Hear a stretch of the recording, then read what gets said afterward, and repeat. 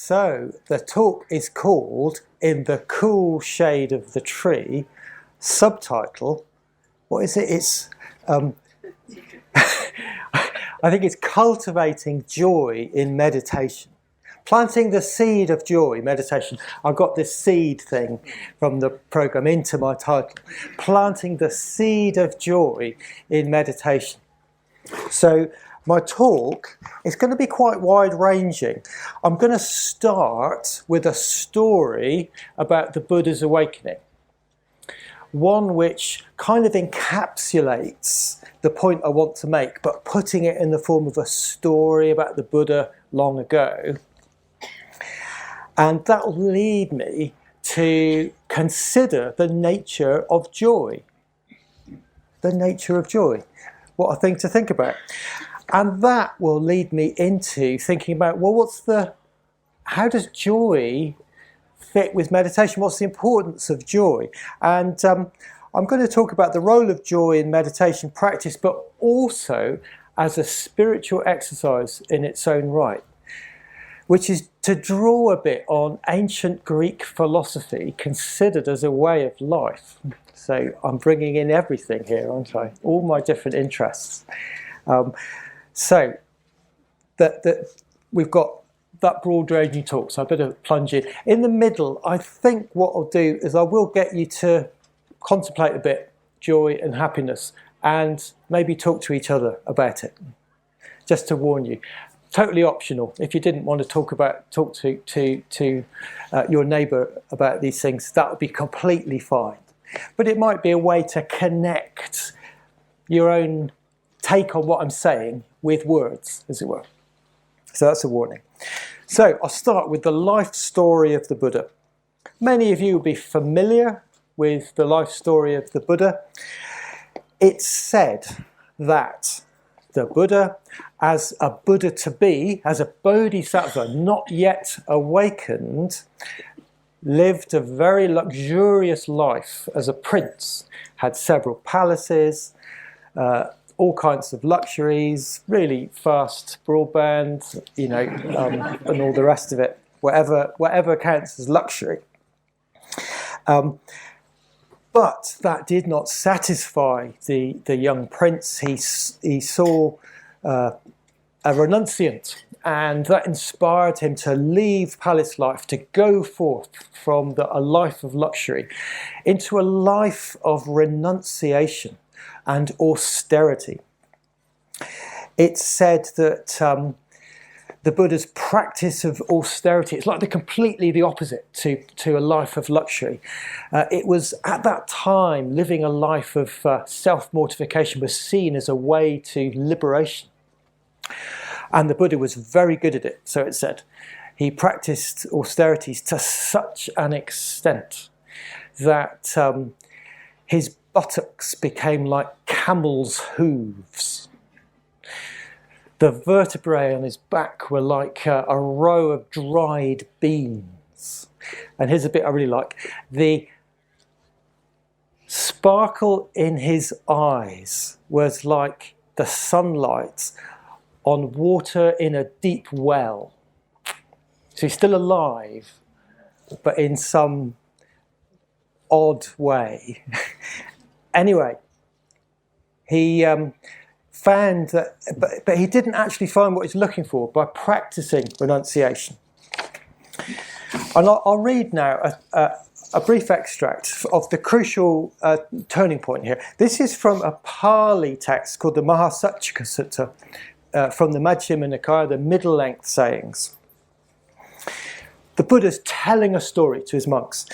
He explains what he used to do. He says, I thought by this severe practice of extreme austerities, I have not achieved any special knowledge and vision which is truly noble and beyond the human state.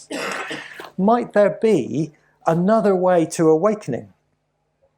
Then it occurred to me that I could remember sitting in the cool shade of the rose apple tree. The cool shade of the tree. Get it? While my father, the Sakyan, was working. quite secluded from sense pleasures, secluded from unwholesome states, I entered and dwelled in the first meditative absorption, or jhana, which is characterized by applied and sustained effort of mind and the joy and happiness born of seclusion. Might this be the way to awakening?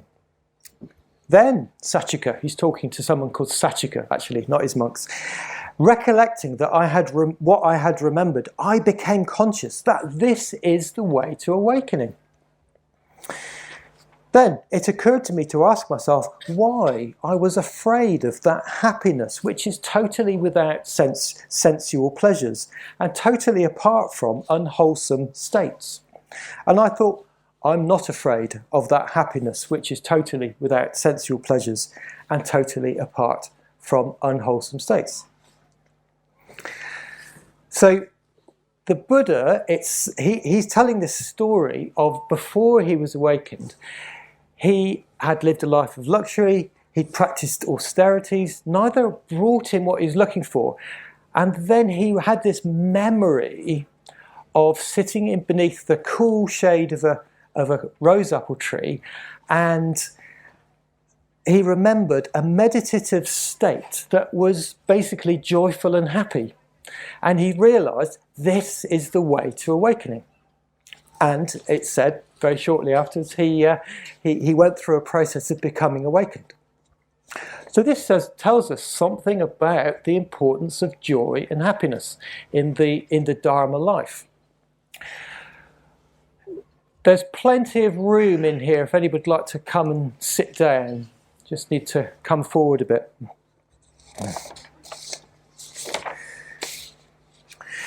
So a bit of reflection here on this story from the Buddha's life. Some of you might think that this was in some sense what the Buddhist tradition has passed down, is somehow this actually happened. This is the historical Buddha. And for all we know, yes, it might have happened, but actually from a scholarly point of view, well, not by scholarly, I mean historical point of view, we don't know what happened 2,500 years ago. All we've got is the Buddha's own story. I think of the Buddha as a great storyteller now. So whether or not he really lived this luxurious life in the palace, surrounded by dancing girls and very fast Wi-Fi, we don't know. Whether or not he really practiced austerities to such an extent he was basically nearly dead, we don't really know. But it makes a point, it makes a great story. And it sets a scene for the Buddha's own teaching. And that teaching is of the middle way. Basically, the middle way between two kinds of lifestyle. I'll just come back to it. Before I come back to the middle way, some of you might have heard it said that this memory that the Buddha had of sitting beneath the rose apple tree was when he was a child. Yeah, have you heard that story? That's the normal one, I think we hear in Triratna, and it's current in the Theravada tradition. But I did a bit of research, as one does, and in a different tradition, the Mahavastu, a long story of the Buddha that belongs to a different Buddhist school, the Buddha tells the same story, but in this one, he says, "But I became aware of a time before my going forth, when I had not yet gone forth, when I was sitting cross-legged in the grounds of my father the Shakyan's park, in the cool shade of the rose apple tree, secluded from sense pleasures." And this story suggests that the Buddha was remembering just before he left home. He was like a grown-up, living this luxurious life, hanging out in this beautiful park belonging to his father. And I think this makes more sense to think of the Buddha as a grown-up. So later he remembers joy and happiness as a spontaneous meditative state that somehow he fell into as an adult, as somebody already really looking for meaning in life, but not yet on the path. That's a bit of a detail. So, having remembered the importance of joy and happiness, having seen this is the way to awakening, the Buddha became awakened. And this becomes part of the meaning of the middle way, a kind of core formulation of the Buddha's teaching. In a practical sense, the Buddha said, I teach a middle way between what he calls a life of sensual pleasures and a life of austerities and self-mortification. But he doesn't just. This doesn't just mean what kinds of things we prefer to do. These two extremes are really fundamental existential attitudes. So the attitude of sensual pleasure is the attitude that is a belief that an ordinary life of looking for pleasure in the things of a human life will bring us to awakening. So career, partner, job, house, and all the rest of it, that'll be enough to get us there. And of course, very fast Wi-Fi might be something you add to that. So the Buddha's life of luxury is really like having everything that one can have in the ordinary run of things. And the Buddha discovered that doesn't lead to awakening. So it's not a judgment about an ordinary life. It's just a point that actually doesn't lead to awakening. There's too many distractions. So the Buddha tried something else. The life of austerities. And this is, again, an existential attitude, not necessarily just a choice. So it's the attitude in those days of going forth, fasting, practicing meditation, and so on. These days, I was looking up people who go to Dubai, free climb very tall buildings, and they take selfies while hanging off the top. Yeah, have you seen these pictures? Terrifying views of their legs then 1,000 meters down to the ground. So what would drive someone to do that? Climb a very tall building and then take a selfie dangling off it. Some sort of risk-taking excitement. And I think this is the kind of existential attitude, the idea that meaning in life comes from pushing yourself to an extreme. I know someone who used to be a climber, and apparently she was saying that when you're halfway up some massive cliff, the exhilaration of being, one slip and you fall hundreds of meters to your death, the exhilaration, it brings an amazing sort of rush and sense of meaning. So maybe that's what the Buddha was talking about. He tried this out. He would have been a climber. But he ended up deciding or realizing that wasn't the way to awakening. Yeah. So again, it's not a judgment on a high-risk lifestyle of trying to push beyond your limits. It's just the point that doesn't lead to awakening. It's too much of a pushing against conditions. So the Buddha's middle way is this existential attitude of realizing joy and happiness is the way to awakening. Yeah? This is what this story points to. Joy and happiness is the way to awakening. Now, isn't that extraordinary when we hear it? Joy and happiness is the way to awakening. Because it sounds like then the pursuit of joy and happiness is enough. And we don't tend to think of the Buddha in those terms. So what did he mean? Now, what he actually says is that non-sensual joy and happiness which is free of sensual pleasures and free of unwholesome states, that's the way to awakening. So here's the question now. What is that joy? What is that happiness? So I'm now going to move on to do a bit of analysis, philosophical analysis. What do we mean by joy? What do we mean by happiness? So let's start with happiness. If you were to, the problem is we've got these words, joy, happiness, delight, and in Sanskrit there's a huge range of words, ananda, priti, sukha, and you can translate them all as happiness or joy or delight. So really we need to analyse what we mean and then say, I'm using this word to mean this. That's what the Buddha did. So happiness, the normal meaning of happiness, I think we should see happiness as an emotion. As an emotion. An emotion is a complex thing. Yeah. When we say happiness, it's the complex emotion of our lives coming together, at least for in the moment, and things feeling completely okay, such that there's this sense of a rising in our hearts, yeah, a sense of how to put it. I think of happiness as occurring in the area of the heart, as being a fullness and a warmth, and a sense of inclusion and non-separation from your own life. So there's my analysis of what we mean by happiness. But I want to distinguish now between, let's call it shallow and deep happiness. So I think there's maybe shallow forms of happiness. I'm trying, these aren't meant to be value terms, yeah, but you're supposed to prefer deep happiness. So, excuse me.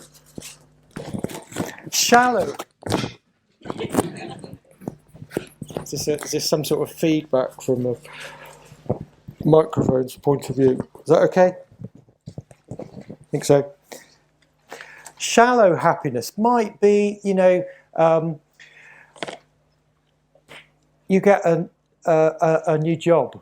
Yeah, it's just the one you've been working for years. You've been aiming towards it. The interview goes well, and they ring you up and they say it's yours. That feeling, yeah, your life comes together. This is actually a very good feeling, isn't it? I've just resigned from my job.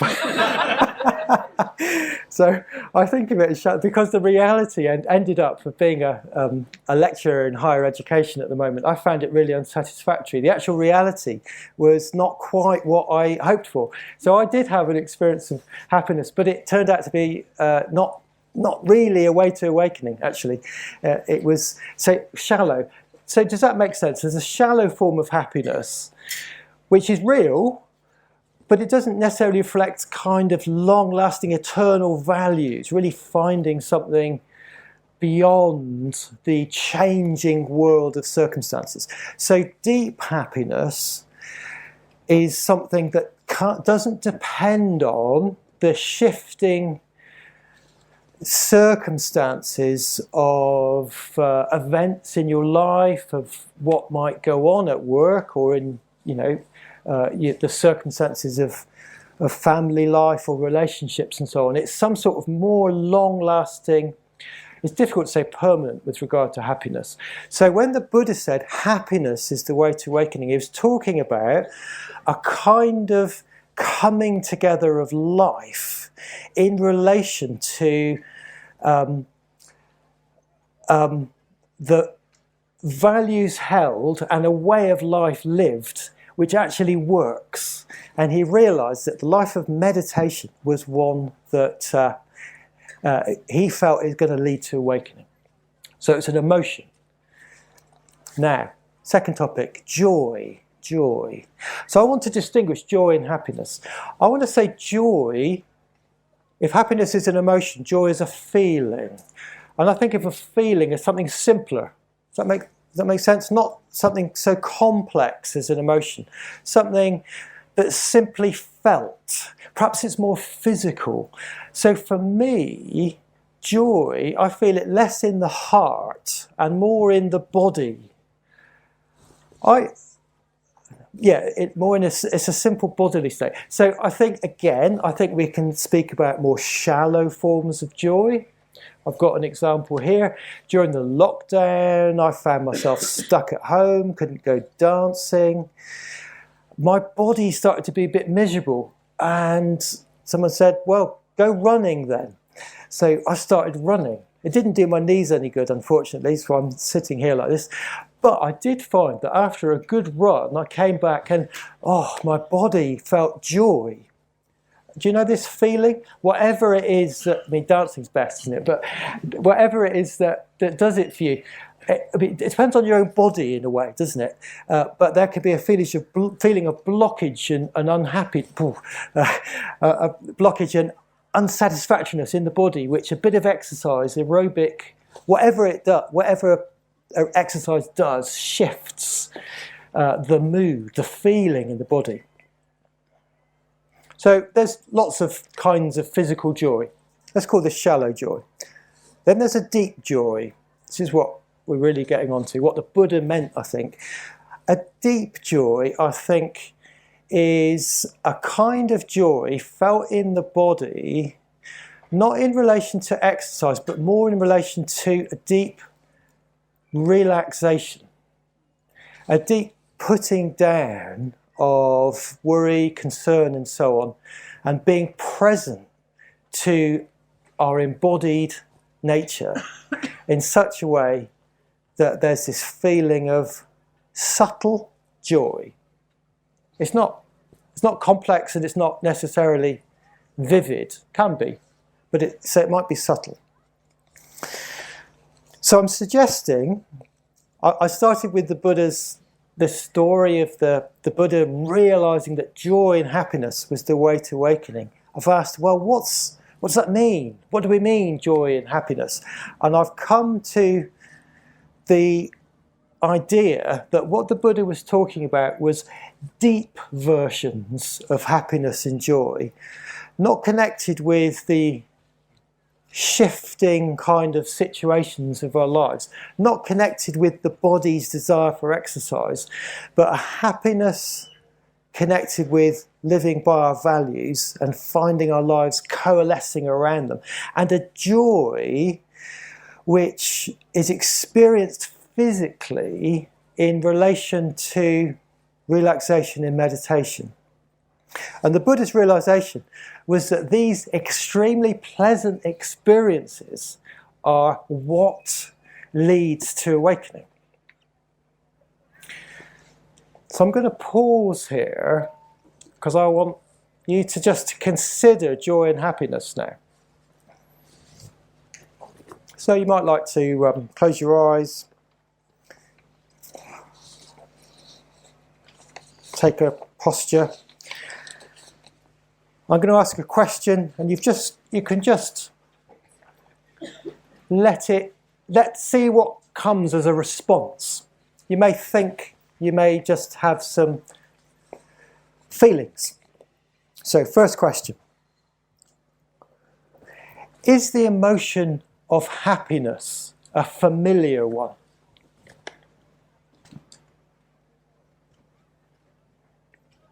Is the emotion of happiness a familiar one?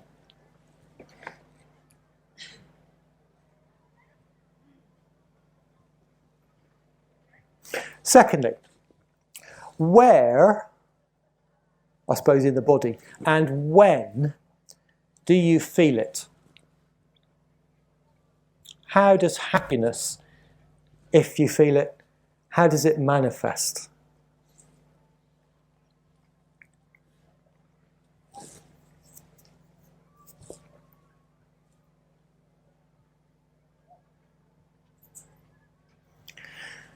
Okay, so that's considering happiness. Now I turn to joy, and I'm calling this a more simple feeling, something physical. Is the feeling of joy a familiar one for you?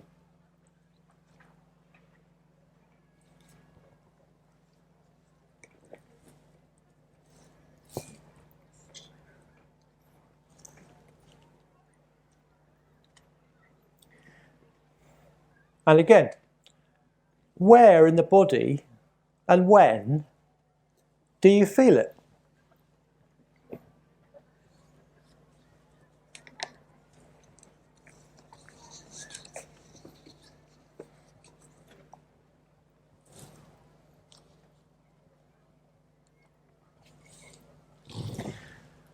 So now, if it feels comfortable for you, if there's something that's okay, I invite you to turn to one or two neighbours and just share any thoughts you had about any surprises or anything that came up as you just had responses to those questions. Just this will just be like 3 or 4 minutes. So just a chance to check in. I'm particularly interested in surprises. So just. Yeah.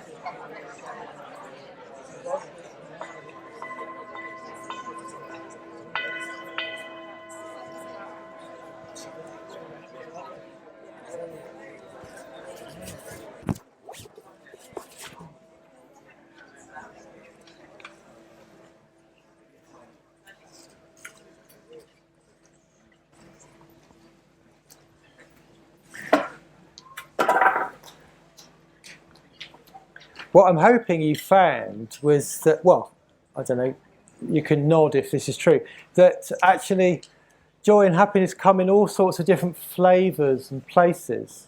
Yeah? It's not as though there's one form of human joy or human happiness. Did you find anything like that? it's quite personal in a way. I suppose one of the reasons I wanted you to just have that chance to talk was perhaps just to have a sense of how different people do experience joy and happiness in very different ways. I suppose for some people it's very difficult to feel joy and happiness. Other people find it very easy. Does that make sense? I think there's that kind of range in human experience. Of course, depression is the very opposite, isn't it? And other people are quite temperamentally quite buoyant. So now we're turning to what to do with this talk and our meditation practice or our practice of life. I think it's worth knowing that there's no single recipe for discovering joy and happiness through Buddhist practice or something. And a simple example is, for me, I'll be talking about this a bit. I actually very deliberately look for joy in meditation practice, and where I find it is actually rather consistently in the base of my spine. It's probably I can't think I'm the only one who finds joy in the base of my spine. It's a bit it's not so removed from what one might expect from chakras and so on. But I know someone who experiences joy in their thighs. I don't know how unusual that is. and maybe, do you see what I mean? There's somebody, it kind of depends a bit where you normally experience tension, I think. Because there's a connection between the experience of joy and the relaxation in your sense of existence, which often is somewhere in your body. So I'm going to backtrack slightly now before I get onto the next bit. In that story from the Buddha's life, it sounds like the Buddha was remembering an experience of in meditation, in meditative absorption or jhana. Some of you might have heard of jhana or meditative absorption, characterized by joy and happiness of a non-sensual sort. And some of you may have been on retreats which are concerned with the cultivation of jhana. And there's quite a lot of instruction about the nature of joy or priti in meditation and happiness or sukha. And this is very useful, but I'd like to suggest that the meaning of joy and happiness really is a bit broader than simply a sort of technical meditative absorption exercise. I think the Buddha was using, or the story was using this idea of meditative absorption, but what's meant is something more inclusive, more to do with the meaning of our lives. So that's partly, I'm trying to get you to think about joy and happiness as you actually experience them in relation to meditation.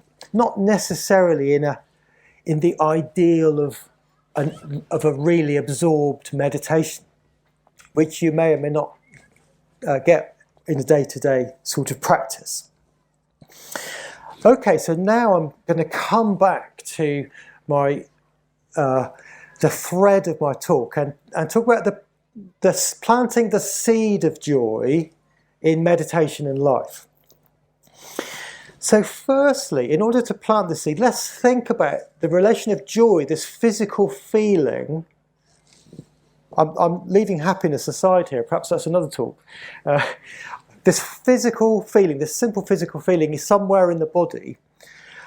I'm interested in the relationship of joy to time. This is a bit philosophical, isn't it? So what happens when you pay attention to the experience, the feeling, the felt experience of joy? What happens? I think one way you could talk about it is that you come into relationship with the body in the present moment. in such a way that you realise that you don't need to think about the past and the future. And this joy doesn't exist in the past and the future. It's only there right now. Does that make sense? I think you can remember past happiness and joy, but it's not as good as actual present happiness and joy, is it? A memory of joy is something ghost-like, as it were, but it can trigger or remind you of where joy lies, and it's always in the present moment. Now, isn't that a thing?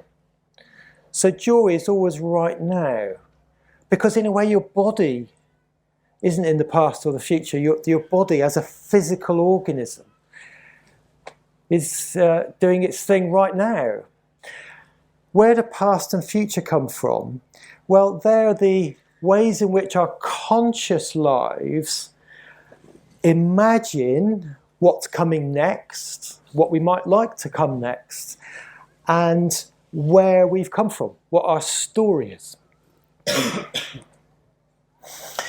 So there's an important way in which the experience of joy is a sort of door through which we can exit some of the more persistent narratives of our lives. Yeah, the kind of persistent internal dialogue about what has happened, who I've been, where my life's going, what I'd like to happen. You can open this door. Maybe it's more like a window. I don't know. Maybe it's not neither of those things. Maybe it's something much simpler. But it's an experience in the body which, when you find it, you realise there's not the same compulsion to look to past and future. Joy is one of the rare things that can give us that way into the present moment. And connected with that, joy, because it's in the body, because it's an embodied kind of feeling, it puts us into connection with the life of the body. So to the extent that you're feeling joy, say in meditation, or in any time, in fact, your mind and your body are connected. Yeah? They can't be disconnected, can they? Because you wouldn't be feeling joy if they're disconnected. So when there's a conscious connection of some sort with joy, it's very hard to be caught up in the kind of willful effort in meditation, which is disconnected from feedback from the body. I expect we've all tried meditation and we've heard about the great things that come from focusing on the breath. And we've sat down and made a conscious effort to focus on the breath and discovered it's difficult, and maybe discovered that we've got into weird states because a particular kind of focused, willful effort does something, but it's not quite the thing that we really wanted it to do. This can go on a long time. I have a vivid memory of a meditation retreat where I told my meditation instructor in the review how my meditation was going, and he said, "You really don't know how to meditate, do you?" Because I was very good at a certain kind of willful effort. And then I spent years finding my way back into my body, actually. And it was years very well spent, I have to say, because now I don't make willful effort, but I know how to make an effort that's embodied. Does that make sense? And as the years gone by, I've more and more thought that joy is a very helpful flag or window or signal or reminder of the kind of effort or the kind of way that leads to awakening. So there's two functions of joy I'm suggesting now, which are relevant for anyone interested in developing meditation. So the first function of joy is to help us into the present moment, to release us to some extent from the compulsive thoughts about past and future into a present moment experience, which after all is just enjoyable. And secondly, the function of joy is to give us a way of working in meditation. If you find yourself either getting very distracted or pushing and thinking, I'm not sure this is going to get anywhere, just forget that and look for joy, and then see how to meditate from there. How you can then pay attention to the breathing or to whatever is the meditation object.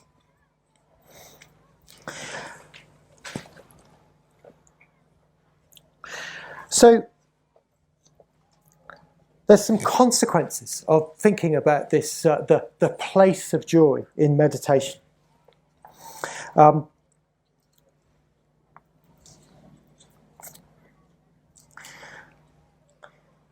The first one is that it's always possible to turn our attention to joy in the body. So I've been practicing with this for some time now, and I think because this physical joy is a bit unfamiliar to us, normally as human beings, the kind of joy we kind of naturally long for is this shallow sort. It's the result of some sort of sensory stimulation or relaxation. But what we're looking for here is a much deeper one that's less familiar. It's the feeling of the body's resting state. Yeah? So turning your attention to joy as the body's resting state is going to be a bit unfamiliar, and it's going to take some getting used to. So you have to practice. So a consequence is that if you think joy might be important in meditation, you need to get into the habit of deliberately turning attention to joy. Where is there joy in my experience? And you might find not much. You might find just this little warm patch somewhere, base of your spine, thighs, wherever it is. And as you pay attention, it sort of warms up, like turning the flame on a gas stove up a bit, until it's present in a way that you can think, yes, joy is there. So that's a kind of consequence. I'm recommending that.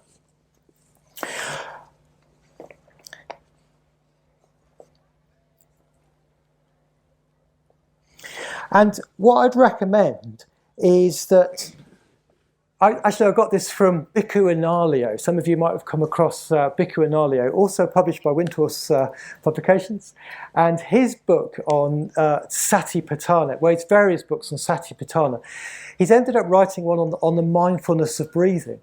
And in that, he writes about preparations for meditation. And he gives this simple series of stages. They come from the Buddha's teaching. You go to a quiet place, you set the body upright, and you bring mindfulness to the fore. 3 things. Go to a quiet place, which means meditation room, your own place, retreat.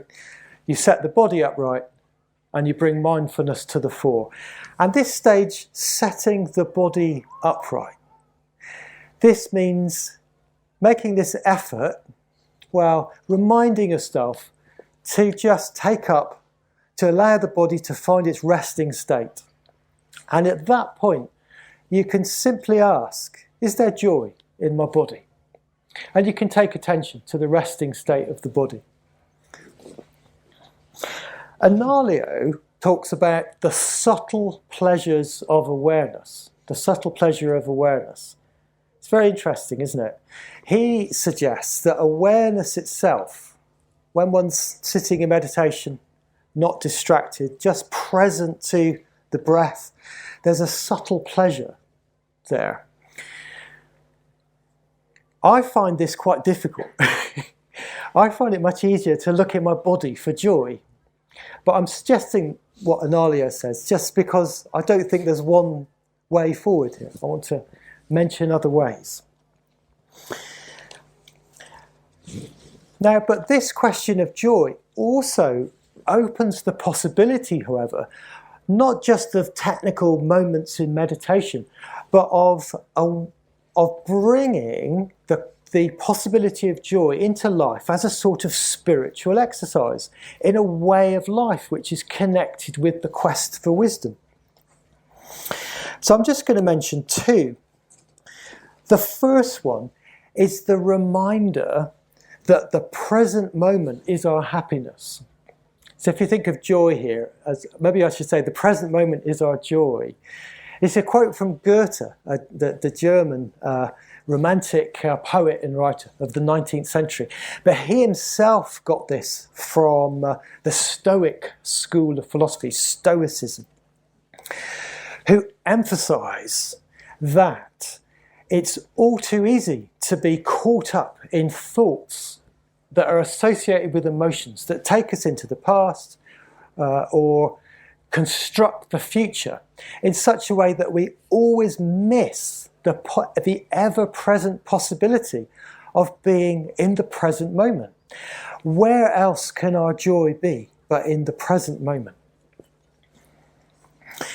And actually, I say this is an ancient Greek exercise, but we find something very similar in the Buddha's teaching. There's some lovely verses from a discourse called the Bhaddekarata Sutta, the discourse it's called something like the ideal retreat. It's also from the Majjhima Nikaya. And these verses go, "Do not relive the past. Do not long for the future. What is past is long gone, and the future out of reach. Clearly see what is here and now, presently arisen experience. Know it and practice with it, steadfast and unfaltering." So you get from these two stanzas, you get the sense of some very simple verses saying exactly the same as the Stoics, which is to make an exercise of noticing that the past is gone, the future's not here yet, there's only dependently arisen experience. If there's going to be meaning and joy, it's in the present moment.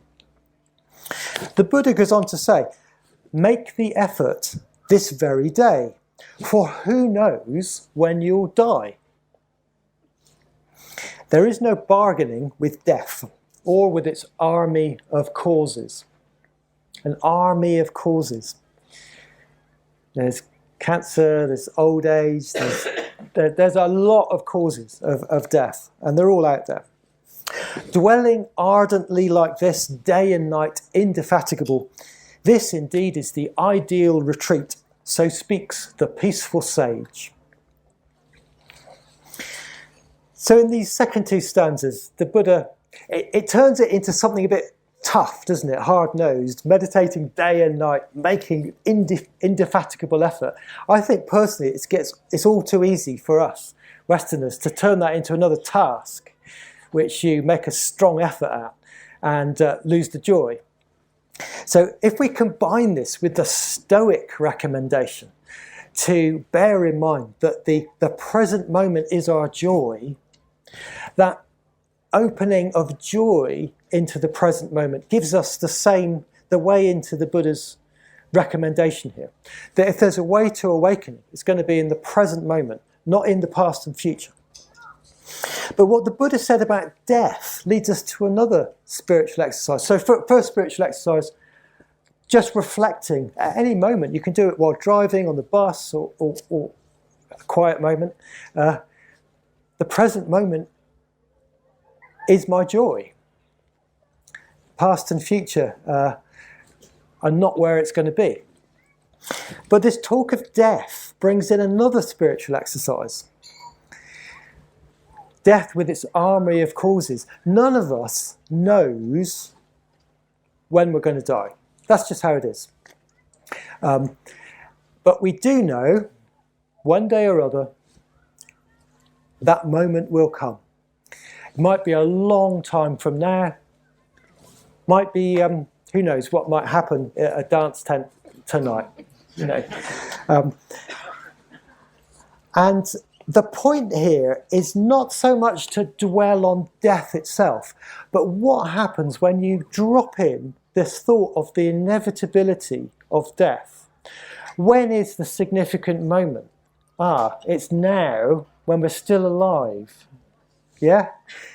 And you might have heard this quote from the poet Horace, "Seize the day, carpe diem," which can be understood to be something like don't waste time dreaming or something, seize the day. But actually it's within this Stoic kind of worldview and concerned with the spiritual exercise of meditating on death. The longer quote goes, "While we are talking, jealous time has fled. So seize the day and do not trust the morrow. Persuade yourself that each new day that dawns will be your last." Because you don't know. Then you will receive each unexpected hour with gratitude. You will receive each unexpected hour with gratitude. It's useful thinking of this as a spiritual exercise. It's something you bear in mind, and then you think, I can do that. Drop in the thought, I don't know when death will come. I don't know if I'll be around tomorrow. I'm alive now. And that could be another way to remind yourself that joy is a possibility of feeling in the present moment. So again, this opening of a certain window. And I'm now going to begin to wrap up. So I've brought in these spiritual exercises of contemplating the present moment is our joy, and seize the day, for you don't know, tomorrow might be your last, as ways of thinking that aren't limited to meditation at all. And yet you can probably sense how the result of coming to the present moment, finding that sense of joy, is exactly the same as that suggestion I made about planting the seed of joy in your daily meditation practice as a sort of preparatory exercise. It's all the same because joy has this role in our journey of self-development and growth towards awakening. As the Buddha said, joy and happiness is the way to awakening. Well, I mean, you might disagree with that, but speaking as a Buddhist, I get really interested in the question of, well, why is joy and happiness the way to awakening? Well, it's because joy, this simple physical feeling, belongs to our experience as human beings in the most straightforward way. It's the sort of aliveness of the body in a state of rest, which is available to us whenever we turn our attention to it. And that very joy can become the basis for an embodied, integrated kind of effort to develop our minds using meditation. In fact, without some sense of joy, or at least contentment, it's all too easy to either make the wrong kind of effort or feel that your efforts aren't quite working. So, to conclude, I'm hoping you go away thinking, yes, not only is it possible, but it's important to plant the seed of joy in meditation, and that this is the way to awakening. Thank you.